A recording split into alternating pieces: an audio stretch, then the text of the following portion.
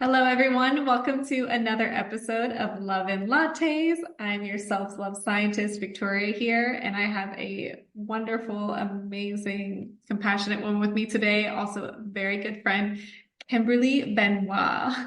Kimberly is a strategy and leadership consultant with 20 plus years of leadership experience. She not only coaches and consultants and speaks for organizations, she also wrote a book. And she wrote a book called We've All Done It. She's also got her own podcast with the same name.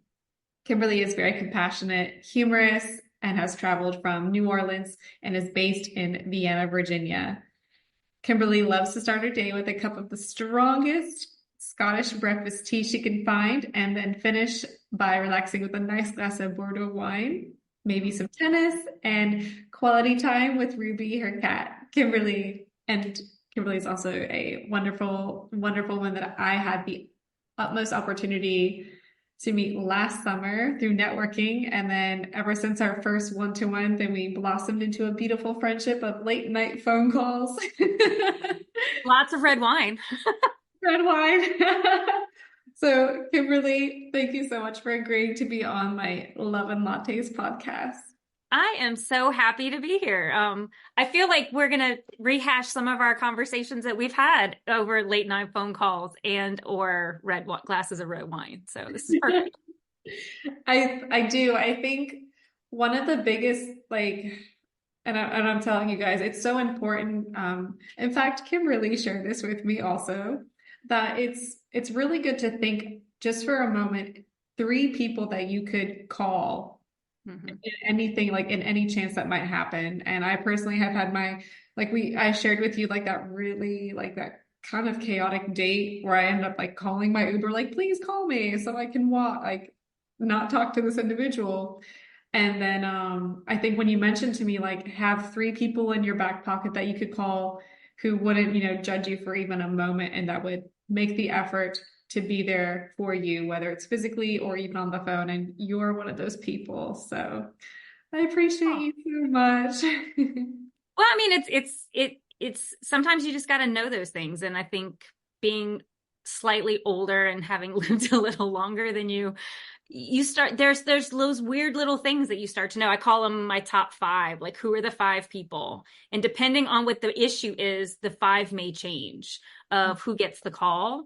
But yeah, I think it's always good to have that phone a friend, just who will answer the phone no matter what, and just say, whatever you need me to do. If I need to hop in the car and come get you, I'll come in the car and come get you. So yeah. I love that. And again, you're probably going to get this throughout our episode, but Kimberly's always got these really, really great nuggets.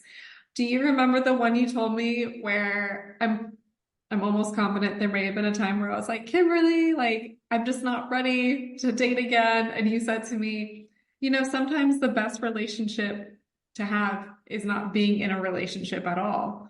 Yeah. It's the one you have with yourself. 100%. And I just sat there and I was like, wow. But you're right, because I feel like people are I feel like there's a rush for people I have to find my person, or I have to be the have to, especially from a woman's perspective. I need to find a man. And I have to say, just getting to know you, and then on this personal journey of myself, I've learned to recognize that actually being independent and on my own has also been just as lovely as meeting people along the way. Yeah, I think I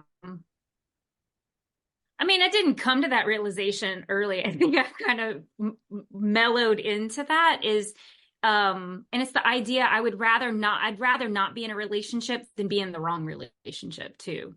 Because it's the same idea of, and I'm sure you have felt this, and I'm sure your listeners have felt this for your single friends. All your married friends or people who are in committed relationships want you to be happy too. And so there's this idea of it's always got to be lonely. It's got to be hard to be single and alone. And I'm sure you can attest to this. I've been in bad relationships, and I'd much rather be by myself than be with somebody else. And then also when we take the time, I think some of this, we were talking about it, some realization I had when I came out of my divorce. So I was with my husband, my ex-husband, for a really long time. We were together like 15 years. And I called it the syndrome of going from we to me. Is, when you're in a relationship and you're so used to having that person there and then bouncing it right into another relationship, you don't take time to disentangle who the we was. Like, what parts of that were you? What parts of it were him or her? And to be able to show up for this next relationship as your best self or as a better self than the one you were in before. So yeah, I'm a big believer that there's a purpose to taking a break and just get them, like, stand on your own 2 feet, know what that means. What does it mean? What makes you happy, and give it to yourself. We often talk about food and that kind of thing, but like, do you know what you're passionate about outside of another person? What brings you fulfillment outside of another person? So I feel pretty strongly about that. I wish more people did that. I think we would have a lot less second marriage divorces and messy rebound relationship breakups and stuff if people, I think, slowed up a little bit and sought happiness with themselves first. Yeah. Yeah. I'm glad you mentioned that, because I do think, while like having going through like a separation period, like Kimberly and I both experienced divorces at our own times, and we gave ourselves like that space to be like, okay, that took a lot of me, and now I'm going to get this back by getting to know me. Yeah. Well, because you're not like whenever you come out of a relationship, you're not who you were before. You're not who you were in it. You're this new kind of version of yourself, and you kind of have to take the time and respect to figure out who that is, because you learned a lot and you did a lot, ideally, in this relationship. And there's things that maybe you learned that you want to keep, and there's probably things that you're not so proud of or happy about, and you want to make sure you don't make those same choices again in the next round. But you kind of have to slow down enough to do that work before you.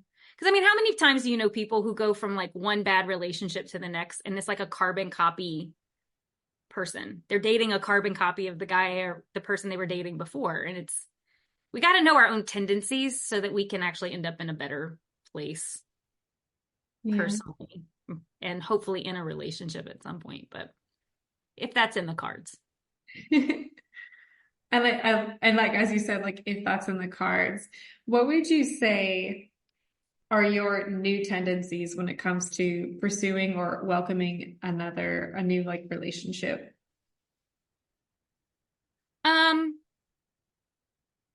think it's okay. So anytime you come out of a long-term relationship, I think we all have these lists now in our heads of, I want this. This is a non-negotiable. This is negotiable. Because when you're moving into trying to get into a relationship, and I'm in my 40s, so I'm a little bit older than you, standards change. Like, what I wanted in my 20s is completely different than what I want in my 40s. But I also think I'm smart enough to know now of what things I'm willing to compromise to have a healthy partnership, and the things I will not compromise. So for instance, I know for me is part of the way I show love to people is I want them to be happy. So I will capitulate, or I will compromise. And if it's not that important to me, I don't really care. But I can go too far on that, to the point that I don't have any opinion. I'll just kind of, like, I know I have certain tendencies, particularly for people I care the most about. And so because I've done the work and I know that, I have to have boundaries around, for not necessarily for them, for me, of, when you start doing this, you know what you're doing, or do you see that you're doing this? How is that creating a healthy dynamic for this other person? Not just only for you, but how do I make sure I know what my boundaries are and I hold them?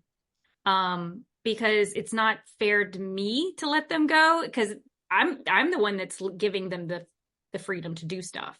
So I'm the one that has to hold the boundary and know the boundary, and hopefully communicate it in a way that's mature and emotionally sane for the person who's on the other side of me, so that we can have, again, a healthier dynamic. But ultimately it's around, do you really know your boundaries well? And are you willing to hold them even when it's not ideal. Oh, yeah. And I feel like navigating a boundary, especially when you're really excited about being with someone, you want it to work in a way. And at the same time, you're like, oh, if, I would say like for women in particular, this is where we tend to kind of make or break when it comes to pleasing others. And it's like, if you're going on a first date and you don't want to go home with them or, take them home with you, it's like, that's my boundary. But they're just so charming and so handsome. And they're like taking you to all these things. And what would you recommend for women who are like, if I take him home, there's a chance he'll like love me and stay. But if I put this boundary down, he may reject me. Okay, that's when you phone a friend. Mm-hmm. I mean, candidly speaking, because I mean, let's be honest, it's hard. So it's hard to find people to connect with. And the older you get, the harder it becomes. And so when you find someone that you somewhat connect with, there's a lot of excitement there and you want things to progress. I think when you start to find, and again, this is why you have your phone, this is why you have your people. If you find yourself, I would say the first sign is if you are having that internal dialogue where you're trying to convince yourself that the boundary isn't, I mean, we could just not do it this time. That's usually an immediate like flag for yourself that you're compromising. Mm-hmm. And it's hard, but the truth of it is if this person actually cares about you, I would hope and think that if you said, hey, this is something I don't want to do tonight, but I do want to see you again, I really like you, that there would be another date. There would be the next time. Because the truth is, if you don't communicate that, that's always going to be a seed planted somewhere in there in the foundation of this relationship that you compromised yourself. Mm-hmm. And potentially you might start to resent him for other things like the projection that takes place. So, you have to be honest with yourself. You have to be honest with them. But if you're having a really hard time, and I think everybody has done things like I had a boundary and I walked right over it. And I was like, I mean, flew right by it because I just liked where I was and I was happy in that moment. But at least I knew I was flying past that boundary. And then I couldn't be mad about it. But I would also say, lean on the people who know you the best and love you and are going to tell you, like, girl, just go do it. Get it out of your system. Or say, hey, this was really important to you. If you go do that, like, no judgment. But is that really what you want to do? Like, if you want to see him, you know what I mean? Is this how you want to start it? And like I said, I think there's no right or wrong answer. Everybody has a different path. Mm-hmm. But I think we just have to be really good at getting honest with ourselves when we're not living up to who we say we want to be or the boundaries we want to set for ourselves. And have no shame in saying, hey, this is the choice I'm choosing to make because it makes me happy. But you got to live with the consequences of those choices. So. Yeah, just the way the way you said that. And I giggled earlier because when you said, phoning the friend who knows you well and knows like the work you've been putting in. And I can think of like even you and a couple other women in my life where all I would have to do is call them and say, this is what I'm thinking. I'm having, these emotions. And I'm also struggling because I'm like battling old thought patterns and I'm battling new feelings. And the people in your life who like love and value you and see the potential that you're working on always provides like the best advice. And I think one of our many lovely nights where I called you because I was navigating these feelings and I was like, well, on one end, my intentions are to, fall in love and enjoy and be with, the right man. And you were like, well, you seem to be getting along. And even though it's going to be a short time, enjoy yourself. Like you deserve to have fun because you're happy.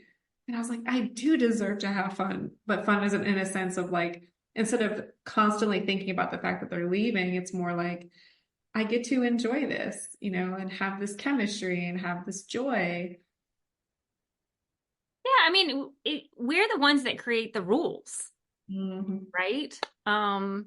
And and I try to create rules that seem reasonable, but also within that, sometimes rules get bent and and broken. But it comes back to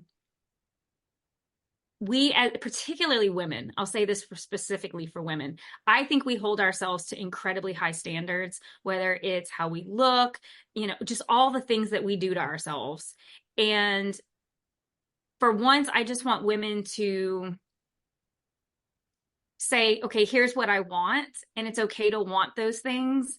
And as long as we understand, like, we don't have to overthink it. I don't want to underthink it, but we don't have to ruminate on stuff as long as we're honest about what we're really trying to do. If you just want to have a relationship with somebody because they're good in the sack, but you have no long-term potential, but man, it's good for short term, go do that. As long as you know that's what you're trying to do. Like, you're not trying to marry him, you're just trying to have a great time. Versus if you are really wanting to enter a relationship, like a meaningful partnership with somebody, that may require different choices. It's going to require different conversations. But if you keep, you just have to think through what you want and just be honest about that. And then again, have the support system that helps you get closer to that. Because your friends are going to be the ones that are going to love you, like, come and go, any different gentleman. Your friends usually are the ones that are still there. And so they're the ones that are going to be the most honest with you, ideally, and the ones that are going to keep you the most grounded. So that support system matters a whole lot. I agree. I definitely agree. When you mentioned creating these standards, which I feel that like that's where also our boundaries are in, including like, hey, we can go on a date, but I'm not gonna, take you home and you're not coming home with me because I have more intentions about what I'm looking for. And this is something I need because my person will not, like we said, we have these lists, these standards of the potential person I'm looking for will accept and agree with my boundary of like, we're not going to go home on the first date because I do need to cultivate this space. And I really want to get to know you because it's an investment, when you're working towards something longer, especially in regards to like partnerships. Yeah. I think it's very valuable to, would you say like even with like long terms, and you could be very attracted to the person, however, just noticing like, hey, it's easy for me to fall back and treat this person like anybody else in the past because it's like, it's fun, I want to have fun. And at the same time, you're like, but do you want to have fun or do you really like, aren't you really looking for this person? What are your thoughts on that? I once got told, I can't even take credit for this. I was in what I would call a yo-yo relationship like that. Like, when we were together, we had a lot of fun, but there were elements to the relationship that did not bode well for long-term partnership. But boy, when we were together, we had a great time. And a friend of mine who knew my goal was to find a long-term partner told me, and I respect this so very much, and this is partly why I think that's a key component to, especially for women. She sat me down and said, I'm scared he's preventing you from looking for that relationship that you actually want because he distracts you. Like, he shows up and it's great, and then like you flirty text, and then but it's not a commitment. Mm-hmm. And you're spending valuable time having fun when what you say you want is a real relationship. So why are you letting him eat up all that space? And so and it was kind of like a hard moment because I was like, what? It was, as they say in the South, a come to Jesus moment, because I hadn't thought of it that way. I thought this is a lot of fun, and he's not distracting me that much. Like, I'm still looking, I'm still trying to date. But if I was being really honest, I wasn't, because he was filling some of that emotional need and all the things that he was filling enough of the cup, if you will, with the attention that I got, that I really wasn't looking that hard for the actual relationship that I said I wanted. And so that's why I would have to say you have to be honest with yourself about what it is you really want and versus what it is you're doing. do your actions aligning with what you say you want? And if they don't, again, I ain't judging anybody, but what I would say is then do you really want what you say you want? Mm. Or do you, and if we're allowed to change. Again, we make the rules. We're allowed to change what we want. But it has to start with you being honest with yourself about that out of the gate, and not just saying what maybe you think other people want to hear about you and your personal life. Yeah. No, see, this is why like Kimberly is such an amazing because she drops gold nuggets like that. And you're right though, I had a very similar experience where when I was navigating the divorce with my ex-husband, it was like, it's not fair because he in his brain, like in his thought process was like had this idea of what this marriage looked like. I had my thought process of what our, partnership would look like, and we were no longer aligned. And I was like, I'm literally taking up space for the right woman, or you're the real woman who desires to be with you and will meet you where you are, as you are in the space of the man who desires and is going to meet me where I'm at. And I think that's actually it's a very powerful moment, as you said. It was like, holy crap, like, am I just getting caught up in the fun of it and losing sight of like what's really valuable?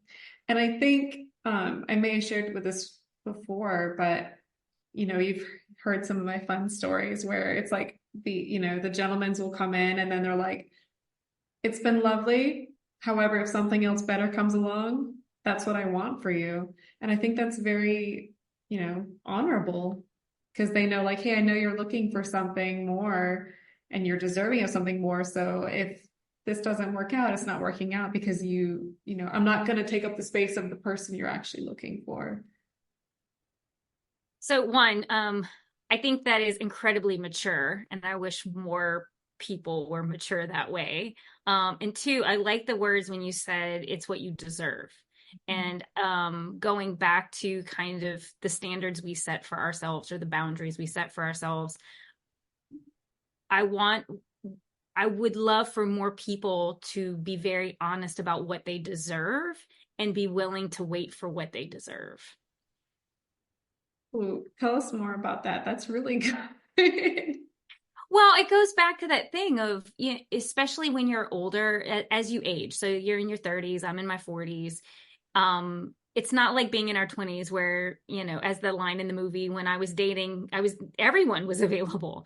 Now the pools look very different. And so particularly for the people who are feeling lonely and miss that companionship, how quickly it is we will compromise what we deserve, or we will readjust those standards and boundaries because the loneliness is harder to handle than maybe an unhealthy relationship, or compromising on things that a good partner would provide for you. So I think those are always the things that I get nervous about as I've gotten older, and watched friends get into relationships because they were just lonely and they just missed the companionship. And don't get me wrong, I understand that. Like, I get lonely too, and I miss having a partner. But I think because I have been in situations where the partnership was so unhealthy, I just constantly remind myself of, again, go back to that relationship with myself. And what are things that I can do in my life that make my life more fulfilling, that I'm not compromising just to be with any person, versus trying to wait for a better match for me person. Yeah. It's very, I hear where you're coming from too, because I think it's easier for us as we're, moving independently. And then the moment, and I've seen this with other women as well, like the moment we receive some kind of compliment or the flirty gesture, we're suddenly like hooked on. We're like, yes, like feed me, nurture me, love me. And I think that's where a lot of like unresolved like thought patterns come from. And that those fears, where it's like, well, I need to hold on to this because it's going to be this or no one. And that's something like in my marriage, like in my head, because of what I grew up with, it was like, well, if I I have to stay with him because if I don't, then no one else will love me. And I didn't even consider at the time that I was, enough to love on my own. Mhm. And I think if more women and even men, I think men tend to, they also have these experiences where they're like, life is really hard and they're doing all these, like they're in their alpha mindset and all they want to do is just feel that they can emotionally trust their partners. Cause like dating for men is also difficult because now they're coming up against this, I see it on social media. They feel like they're in competition now with the quote rosters of men, right? Like the Rolodex of lovers that women may have. And I'm just saying it goes for everyone. Yeah. Or when we recognize, like you said, like go back to the relationship that you have cultivated with yourself and all the work that you've done, all the healing and the letting go, coming back to, hey, remember that you really want, you're really looking for a partner who's going to pursue you, who's going to, make you feel safe and plans the dinners whatever your standards are. And I think it's really important to remember that. So thank you Yeah. for saying that. Well, it's funny you say that because if you go on dating apps, you will clearly realize that men have their own insecurities and they're pretty significant as well. Um, and I mean, I just think I think it's hard. I think it's gotten harder to be in healthy relationships. We're bombarded with messages all the time of what relationships should look like, what women should be, shouldn't be, what men should and shouldn't be. Um, you know, I think I try to stay off of social media as much as I can for that reason, just because I feel like the messages are not one that make me feel good about myself. And there's enough of that. I got enough of that on my own of like navigating my own internal stuff. I don't need the outside world telling me, piling on, if you will. And so, no, I would agree. I think that's a fair statement. I think men do get a raw shake on a lot of things. Bless all of our men that are under 6 foot. Like that song that just came out, like I want a guy in finance, like whatever, I want a man in finance, six. six something, I'm looking for a man in finance, 6'5", like, something ridiculous. and I'm And like, so cheap. I just go back to, but again, that is messaging for Yeah. men that is what women want, that is the most desirable, and I think that's a bunch of BS. I think what women want is they want a partner that sees them, respects them, takes the time to really understand what love looks like for them, and vice versa. Like the woman takes the effort to do the same for him, or her, whatever your partner is. I I think that's what people care about more. Like, I'm not worried about how tall you are. I'm worried about, are you honest? Can I trust you? Um, do we enjoy the same things? Because if we don't, this is going to be a hard go. And, it's not about so much of some of the superficial stuff. I think that probably was really important when we were in our 20s. But as you get older, you start to realize it's the personal stuff. It's how do you align in your personality, in your goals, your desires, your passions? Do those coincide and can they coexist in a meaningful way? But yeah, poor guys. Yes, we hear you, gents. Like, we're here for it. And like, we're literally all doing our best. Like, Kimberly and I have shared many a phone calls when it comes to just, hey, I need you to help me remember that, like, I am worthy and deserving. Or like, I kind of lost myself along the way. And it's nice to know, like, and having these conversations that our interests are changing. Mhm. It's like when people ask the question, "What's your type?" and it's just like the respecting kind, the chivalrous kind, the that makes me laugh and enjoys cooking and dancing kind. Just like you said, those things where that is how like I like to show love is like by humor and cooking and dancing and it's more, it's less about, well, what does he drive? Well, and Uh, I think that's why you're seeing a shift away from dating apps in younger generations too, is because I get asked that too, like, well, what's your type? And I don't actually have one. What my type has all to do with personality. Mhm. Um, it's not, there's no height requirement. There's no like when you look at like the things you have to fill out on the dating apps, it's very, very strange to me that because what I'm looking for is so different. And I'm hoping that maybe either technology will get more sophisticated, and that our young folk will like shake up that whole industry, which I'm really rooting for. Although, side note, this is a very random thing, and you can cut this out if you want. But in Philly, they're starting this thing called Pitch a Pal or something, where you pick a friend that creates a PowerPoint about you and then pitches you to a bar full of singles. And I think that is brilliant. What? Your friend is pitching you. You don't pitch yourself. Your friend pitches you. So anyway, but things like that, like it gets people back in front of each other, and it's bringing joy and humor back to dating, which I think is sorely missed on the dating apps. But it makes it fun again. It's supposed to be some fun. There's supposed to be some fun in there of meeting new people and dating people, and so I don't know. Whoever came up with that idea, and I probably butchered the name of it.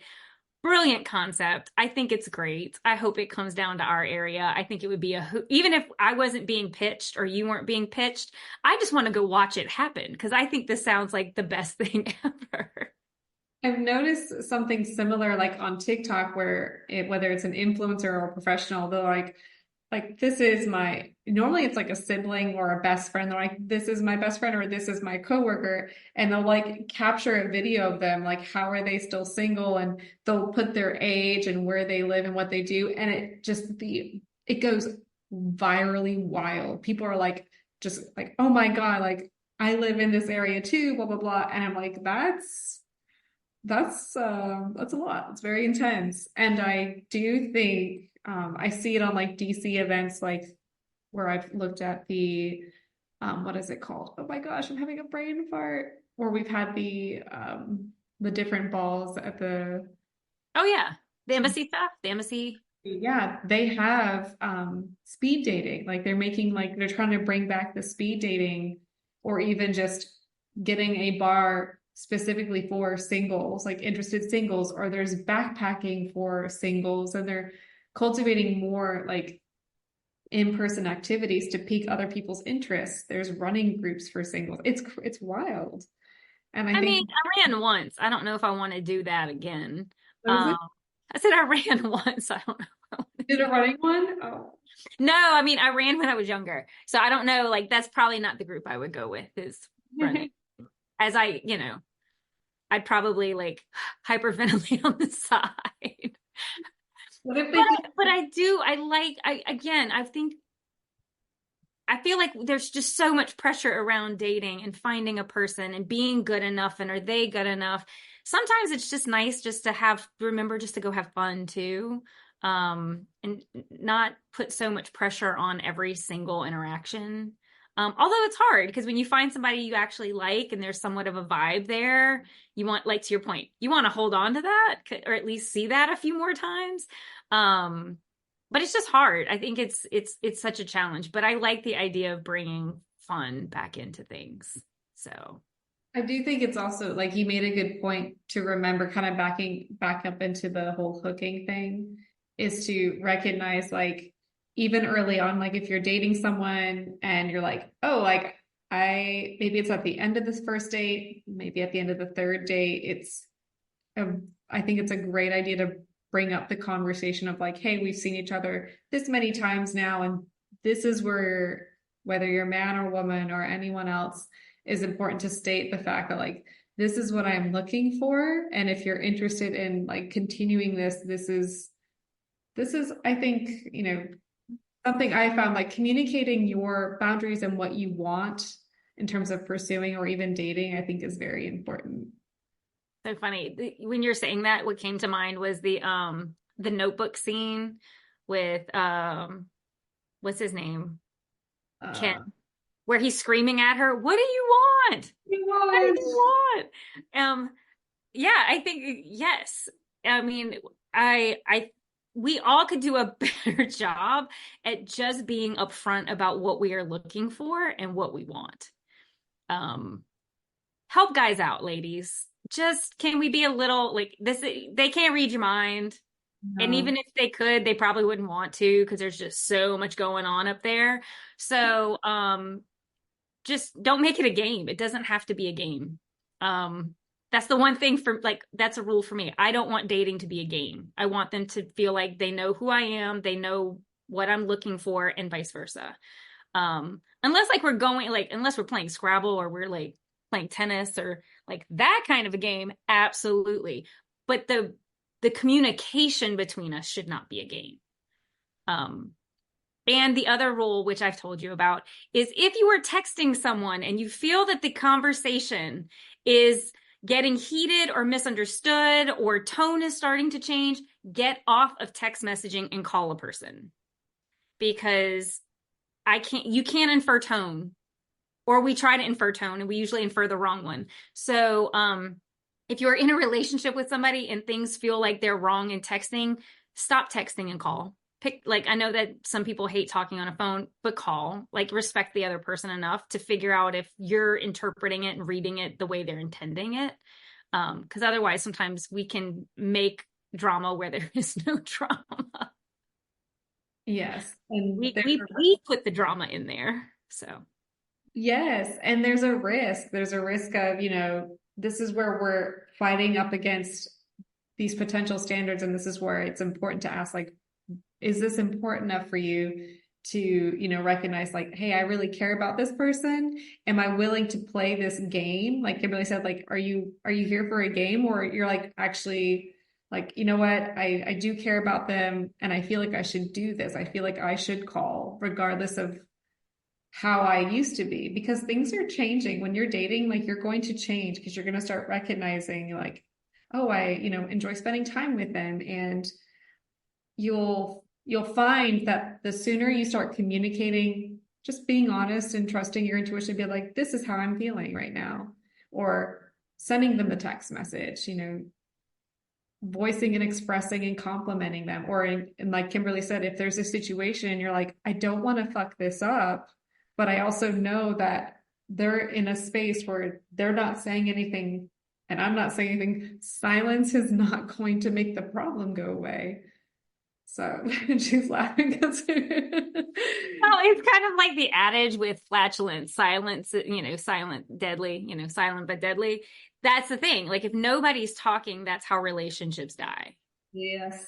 Yep. And, because maybe they're waiting for you to say something. Maybe they like, you just never know. And so, yeah, I was thinking back to one of the things you were saying where you were talking about how in some of the relationships you've had, the men have said to you, if you find something else, that's fine.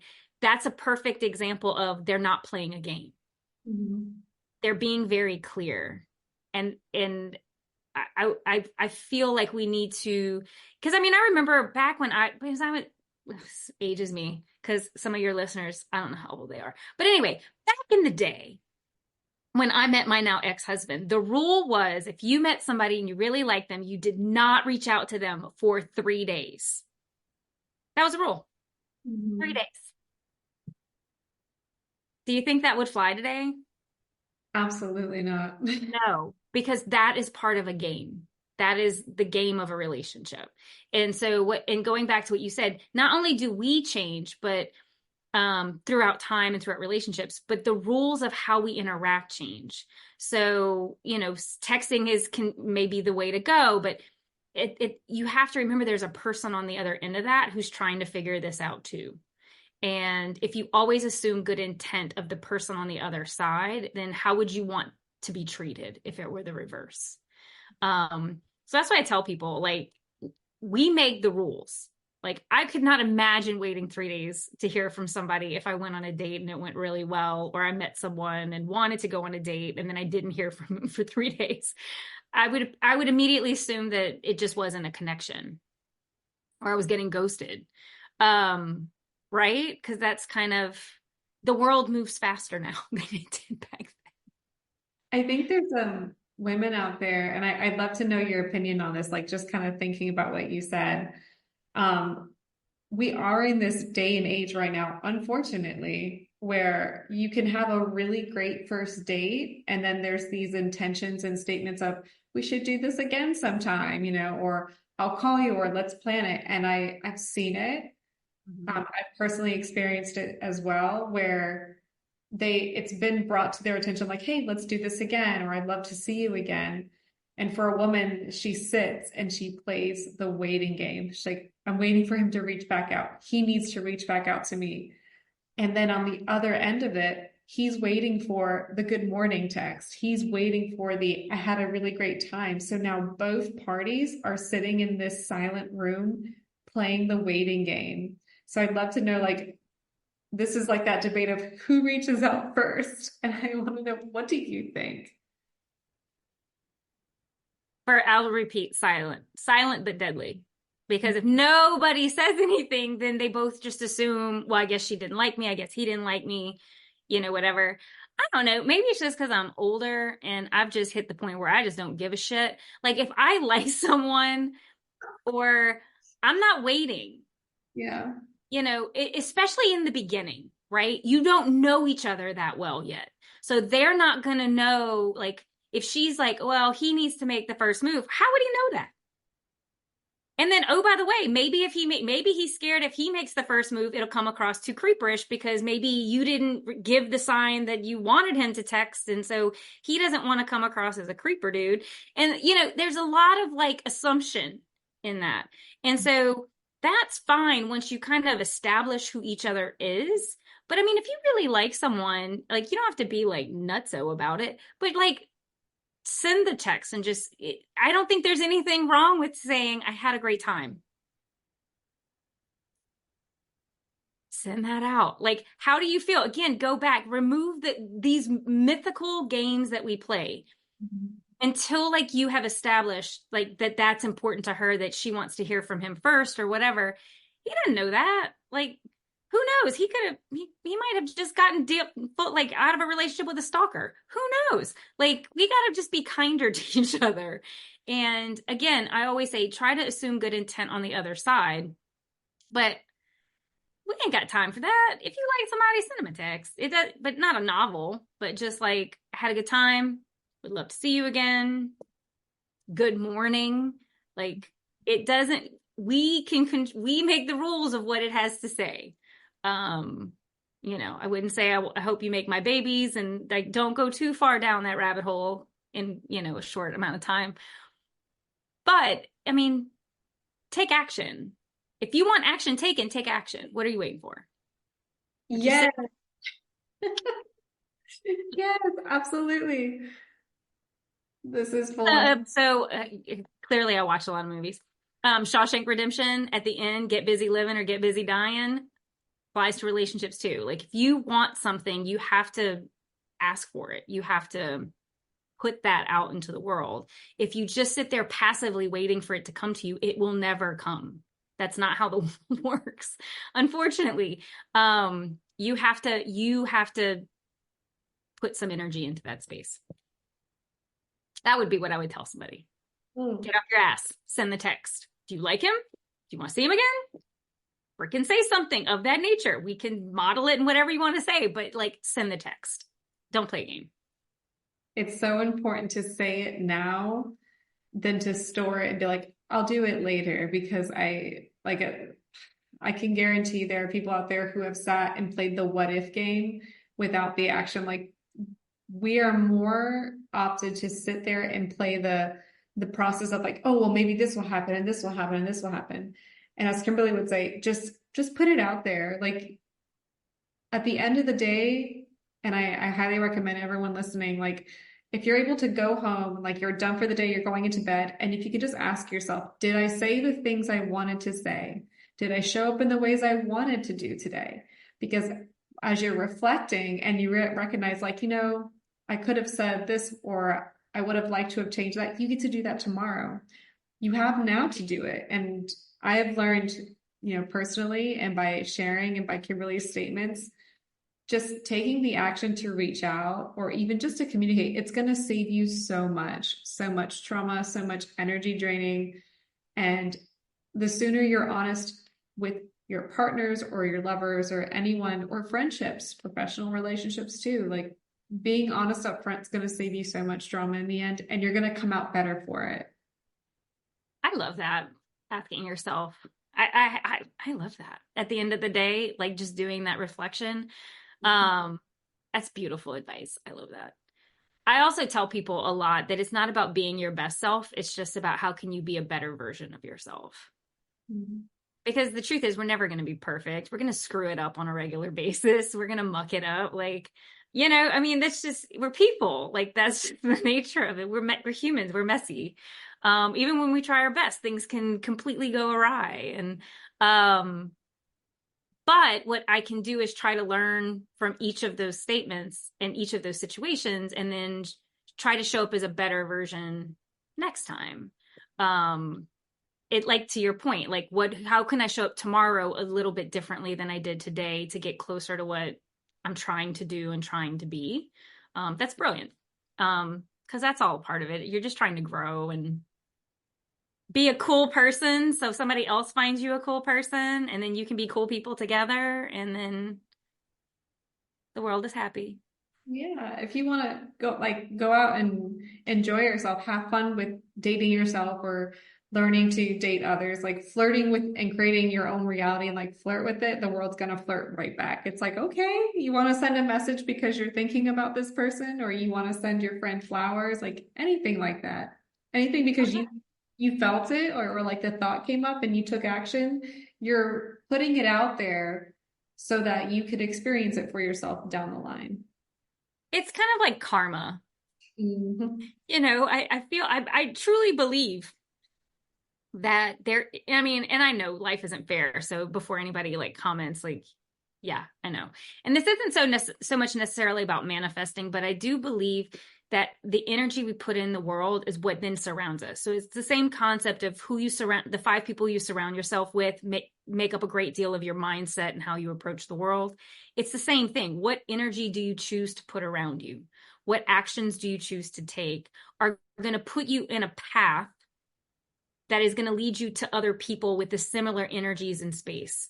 And so, it's about the actions you want to take. And if your action is you want to sit on your couch with your cat and have wine for a couple nights because that's comforting to you, do that. And then you might change your mind and then be like, to your point, I want to date myself. I am going to get gussied up. I'm going to look great. I'm going to wear my heels, do my thing. And I'm doing it for myself.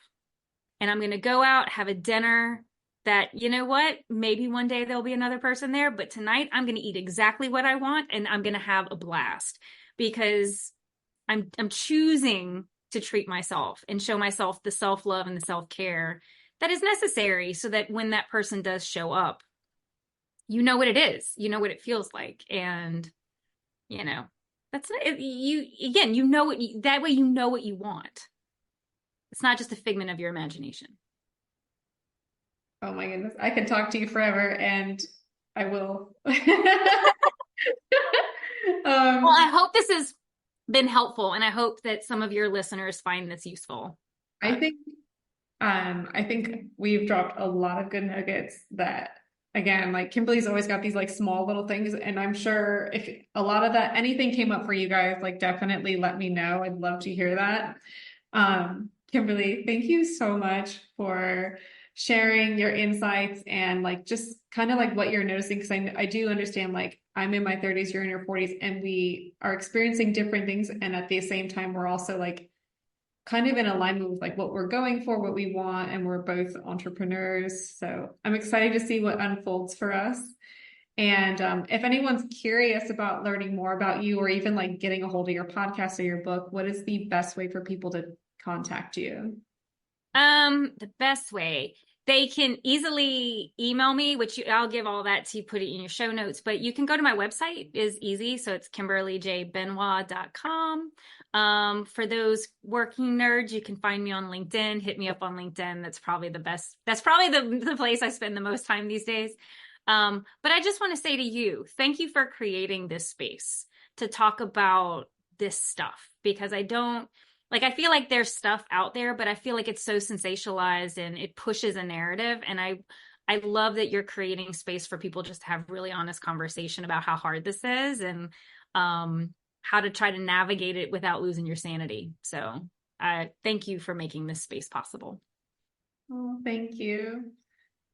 And thank you all for listening. This was definitely a juicy episode. And I told Kimberly, I was like, yeah, the episodes are 30, 45 minutes. But Ish. that's okay. When you're in it, you're in it. And we want to provide this information. And I thank you for saying that, Kimberly. Like, this is one of the reasons why I launched the podcast. I really believe that through conversations, people are going to find relatability. And I think there's a lot of things happening behind closed doors, or even like in our own thoughts of like, when does it get to be my turn? And it's your turn today, like your turn today. So again, thank you for being here, Kimberly, and thank you all for listening to another episode of Love and Lattes. Victoria, the self-love scientist, and Kimberly Benoit will say bye.